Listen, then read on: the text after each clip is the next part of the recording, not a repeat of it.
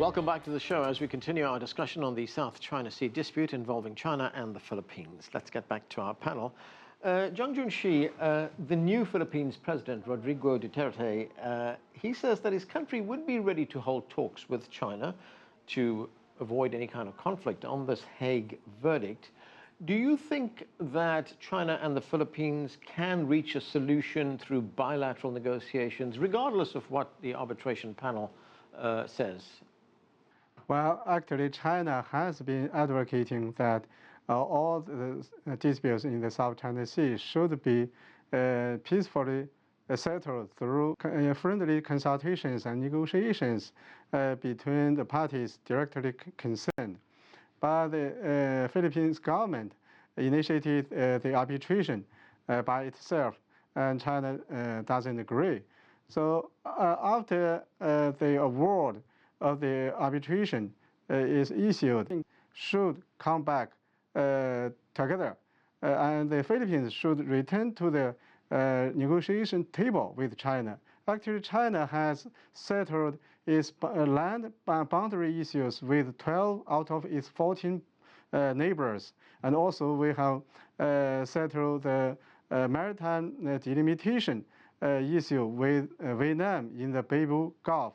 So this shows that negotiations is the best way to settle the disputes between countries. And no matter what the award is, China will not accept. China hopes to start or to resume talks with the Philippines on the South China Sea issue. And I'm sure in the end, the two countries will reach a good result on settling the disputes. Ambassador Khan, there are dozens of countries which support China in this South China Sea dispute. Among those countries is Cambodia, whose prime minister has said that the upcoming decision is, quote, politically motivated. How important is this show of support from ASEAN countries for China, or for that matter, support from Russia? Well, I think support from Russian Federation in Cambodia is very important, both symbolically and substantively, because Cambodia is a member of ASEAN, and a dissenting voice sends out a very strong signal, and Moscow is very important in this equation.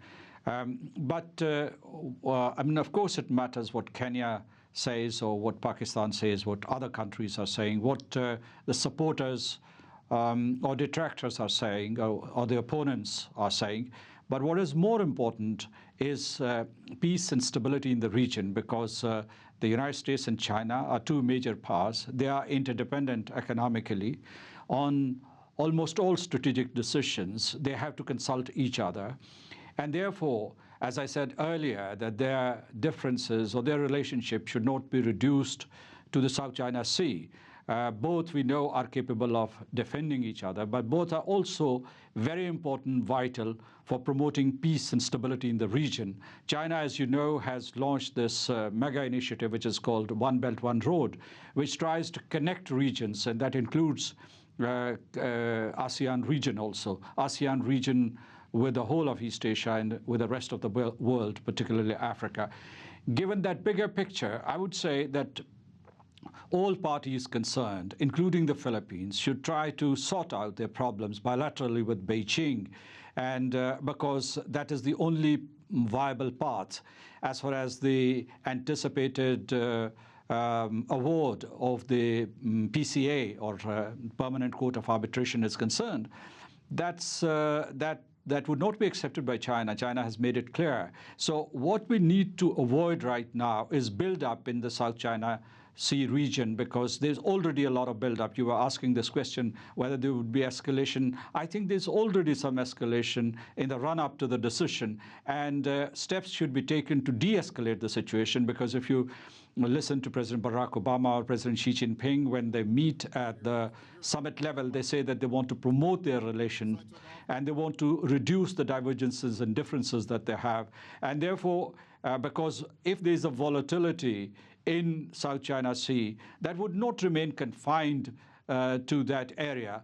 that would affect and infect the entire globe. And therefore, it is the responsibility not only of these two major powers, but also regional powers to de-escalate the situation and move towards interdependence, move towards win-win solutions. And a win-win solution in this context would necessitate that there are bilateral channels open to resolve these disputes that they have.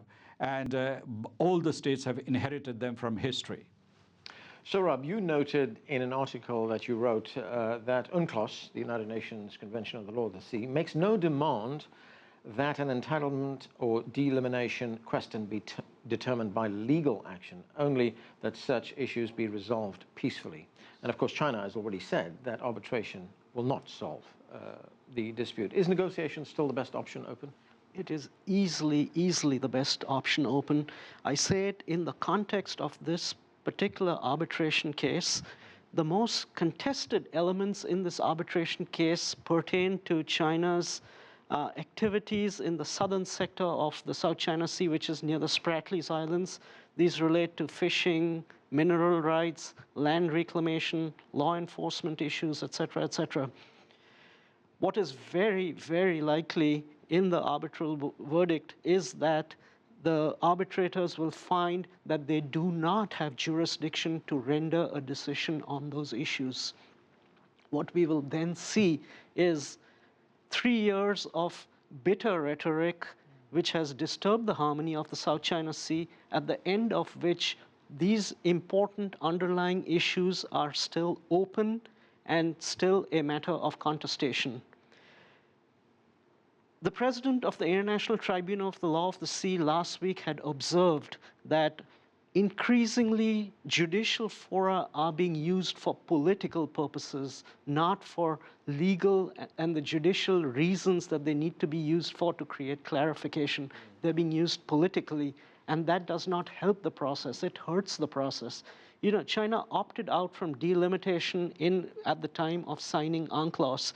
What the Philippines craftily did was essentially ask the court to rule on entitlements in the South China Sea, but that was a backdoor approach to actually gaining a delimitation in the South China Sea.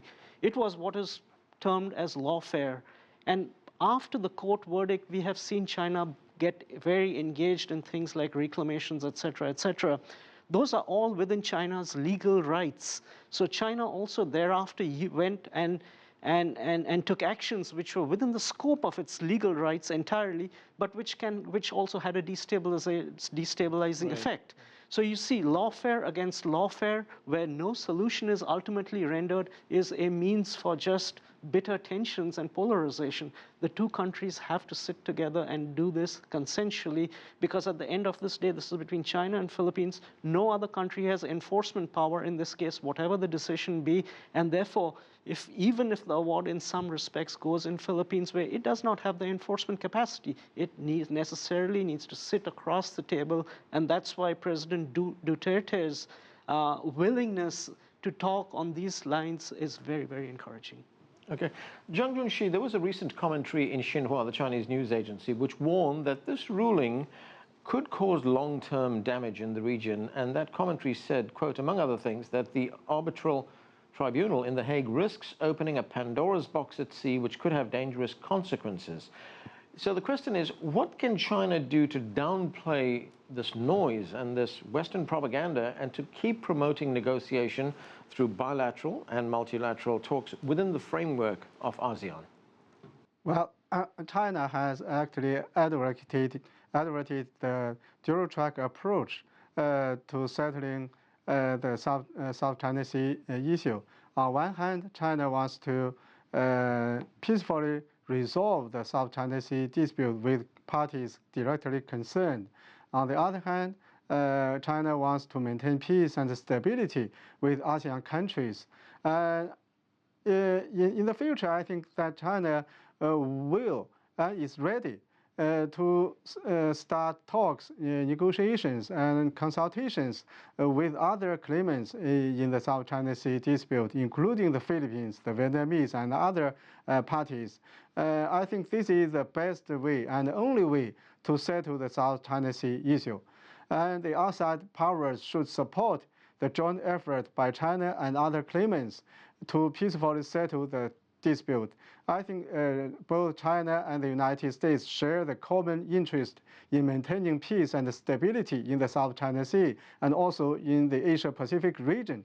And we hope that the United States will support the joint efforts by China and other countries in this region to peacefully resolve their disputes.